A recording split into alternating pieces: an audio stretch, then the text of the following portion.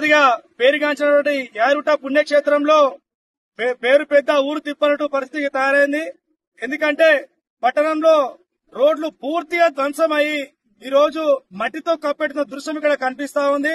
ఎన్నో రోజులుగా మేము ఫిర్యాదు చేసినా కూడా అధికారులు గాని నాయకులు గాని స్పందించకపోవడంతో ఈ రోజు భిక్షాటన కార్యక్రమం బీజేపీ ఆధ్వర్యంలో చేపట్టడం జరిగింది. మీరు మున్సిపల్ ట్యాక్సులు బాజాప్తా వసూలు చేస్తున్నప్పుడు మరి మీకు రోడ్లు వేయడానికి ఏమి ఇబ్బంది అవుతుందని మీ సందర్భంగా మేము ప్రశ్నిస్తా ఉన్నాము.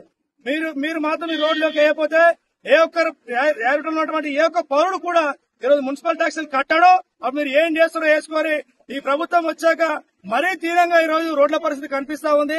మరి మా ఎమ్మెల్యే గారు కారులో తిరుగుతున్నా మరి ఆయన కూడా తెలుస్తలేదా? మరి ఆ కారు వదిలేసి బైక్ మీద తిరిగితే ఈ రోజు ఈ పట్టణం యొక్క పౌరుల సమస్యలు మీకు అర్థమవుతాయి. మీరు కార్లో తిరిగితే ఈ రోజు ఈ యొక్క బాధ మీకు అర్థం కావు. ఇక్కడ పూర్తిగా కంప్లీట్ తుమ్ము ఉండడం వల్ల ఇక్కడ చుట్టుపక్కల ఉన్నటువంటి ప్రజలకు గాని వ్యాపారస్తులకు గాని ఆ ముక్కులకు తుమ్ము అయి వారి ఆరోగ్య పరిస్థితి దీనంగా తయారైంది.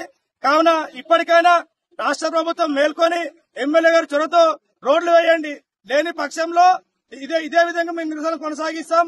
యాదగిరిగుట్టలో ఏ ఒక్క నుంచి కూడా మేము మున్సిపల్ ట్యాక్సులు కట్టరు కూడా.